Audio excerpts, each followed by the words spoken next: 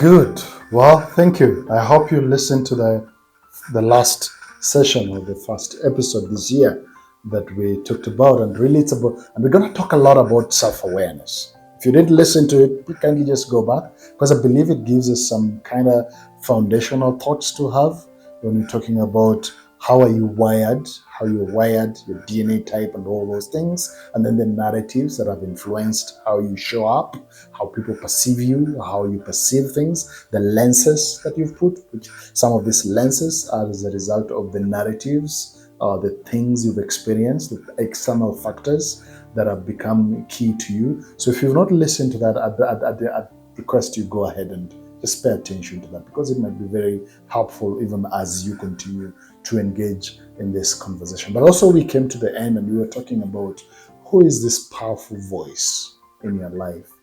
And I hope you were able to jot down some people and maybe ask yourself, hey, why is this person a powerful voice? And maybe they influenced you negatively, maybe it's a positive influence, maybe whichever influence they had over you. And why did they have that influence over you? So I hope you were able to do that, because that's going to be really key. Now, as we go through some of this conversation, my hope and my desire, what we would like to try achieve here, is really to try recognize how different you are. And we're going to talk about something that I'd like just to introduce right up front here. We call it the 5 voices.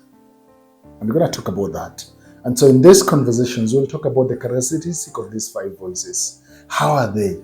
Identify your own leadership voice, your own. Identify yours and say, okay, so I tend to lead this way. I tend to show up this way. When I hear from people giving me feedback, the following comments, they say the following. They say this, they say this. When I'm in some places and people describe me, they describe me this way. And then build confidence around how then you can then leverage on how unique you are, so that you can be able to lead well. And then you apply some of the lessons that you've learned in your journey as a leader. Because in most cases, we find that around us, because people are unique and are different, and they're unique from us, they're not wired the way we are wired. And so everybody is always speaking, but not everybody is heard. Everyone is speaking. Some of them might be speaking using words, others are just quiet. They choose to not speak. But in their quietness, they are still speaking.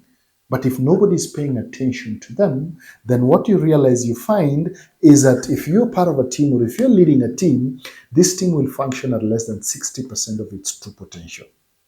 Because you're not paying attention to everybody. Everybody in the team is not speaking. And so you find the output of what people are experiencing, of whatever it is you're trying to achieve, is just summation of all that coming to about 60%. Because maybe others could be giving more, but others are just there because they're like, yeah, I'm just here to whatever. And then you find 82% of the people in your team might actually be feeling misunderstood and undervalued. They're feeling like nobody cares here. I'm just gonna sit and watch.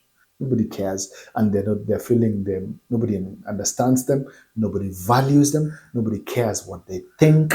Nobody really pays attention to how they are, and they're just there. And then team leaders rarely, if ever, hear the truth from the people they lead.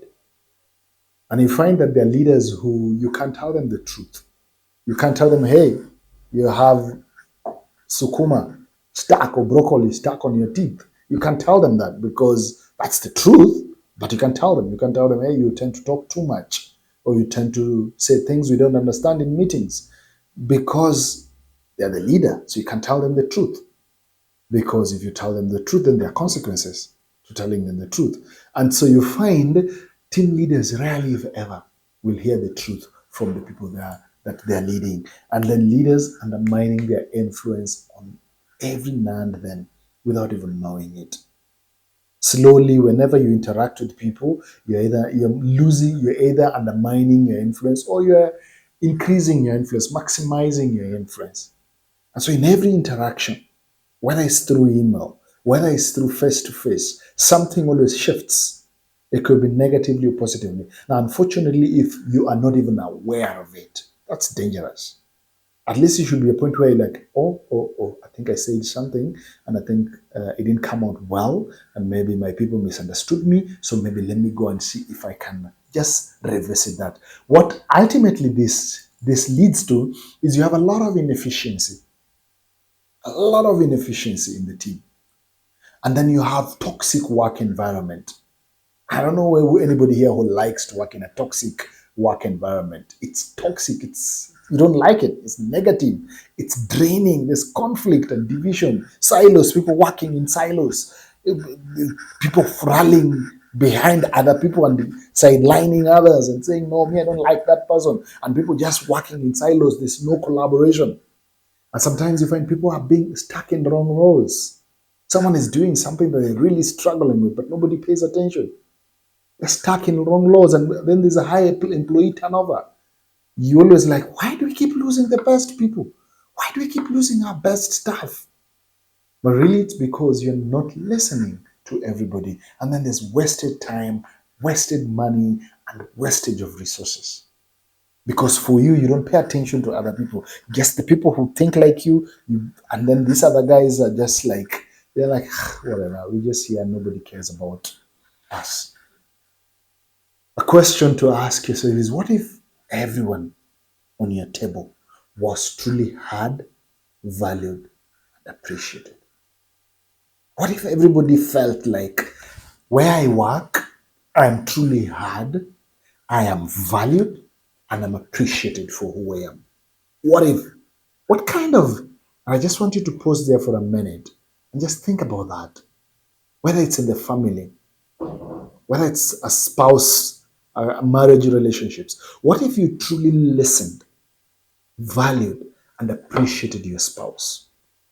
If you have kids in the house, adult kids, young adults, for example, what if you truly listened, you truly heard them, you truly valued them, and you truly appreciated them?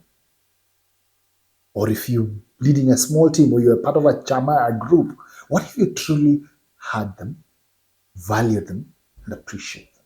What could happen? I don't know. I don't know. But what is important is to know that whenever we experience people, we're always experiencing a combination of the three things. Is the way they are wired, their nature, which speaks to their narrative, that narrative we talked about earlier, and then the choices they make. Because every now and then people make choices.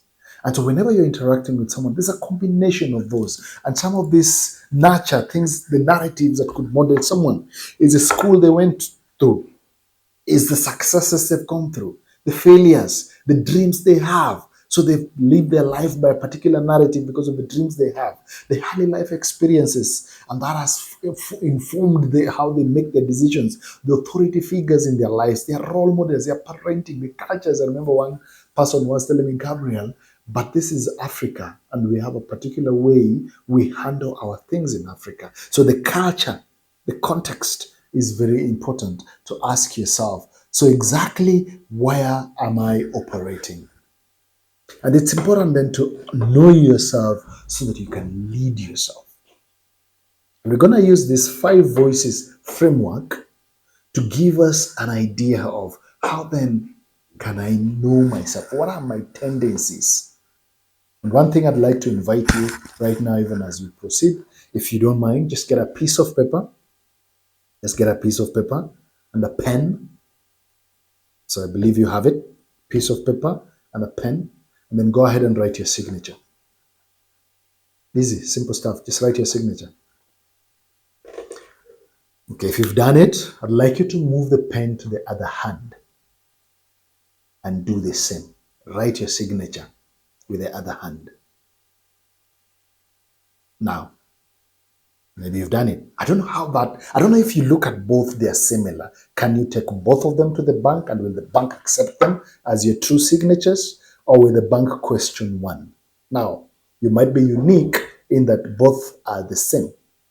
But in most people I've talked to, whenever they do this exercise, I see smiles and laughters because some people, when I tell them to now move the pen to the other hand, it becomes difficult. They start wondering. All of a sudden, they're aware of what they're just about to do, and every effort is on making their hand do what the other hand did. Now, I don't know whether for you, your case was like that or your case is different. But I'd like to invite you to consider this. And here's the thinking. When I told you to do your signature, you didn't even think about it. You quickly picked a pen and went on and did it. But when I told you to move your pen to the other hand, you started wondering, how is that even possible? What will it look like? Will it come out nice? Oh, and that's it. That's what we're talking about. Know yourself to lead yourself. What is that thing that comes naturally to you? And what is that thing that you struggle with? What is that is your most preferred versus your least preferred? What's your most preferred approach to things versus your least preferred approach to things? What is that? And that's what we're going to talk about as we talk when we talk about these five voices. So have that at the back of your mind. Now, what I hope we can do is really in this five voices conversation is I want you should get it honed, really understand what it is, and then honor it because people are really unique, and then hear people out. Hear people out. So let me explain these five voices quickly, even as, and then we'll go into each. So the first one is a pioneer. And really, pioneers are people who are strategic in their thinking. They love vision, they love strategy, they love results. They're guys who move very fast. For them, they see an idea and they want to make it big. They always have this, where like, okay, so we can move this here, and their strategic military thinking, they always know how to utilize resources. Now, if this is something you tend to do, you probably really like, yeah, that sounds like me. Or maybe you know someone who, and of course, sometimes they can come out as very arrogant because they come out always as they know what is right. And then the guys will tell you, guys, here's what we're gonna do. And you're like, okay, how do you know what we're going to do? Because they always seem like they know. And whenever there's a team meeting, whenever there's a conversation, they're always quick to offer solutions to people. Nurturers is a second voice. So the first one was pioneer, the second one is nurturers. Nurturers really, they are more harmony and people focused. And for them, the fact that people are nice to each other, there's harmony, we are taking care of each other. They love the soft, nice conversation about taking care of each other. And for them, people are more important than anything else. Harmony is more important than anything else. Most cases, you can ignore them because sometimes they're always thinking about who has hurt who and who is not okay with what, and they're always thinking about people. And so naturals are more like about people. And for them, the biggest thing is that everybody is okay. And if a natural is leading a meeting, they will make sure that everybody in the meeting is talking and everybody is chipping in, not because it is really like a requirement, but for them, that's how everybody feels like they belong. The other one, the third one. So I talk of pioneer, we talked about natural, and then we talk about guardians. Guardians are about systems, about due diligence, about process, about have you dotted the I's, have you crossed all the T's, have you done what you said you would do. They're very professional, very professional. They tend to ask so many questions. And a guardian can ask you so many questions until you feel like you're being interrogated. And sometimes they can be the people who will kill the fun because they just ask one question and you go like, oh, we had not thought about that.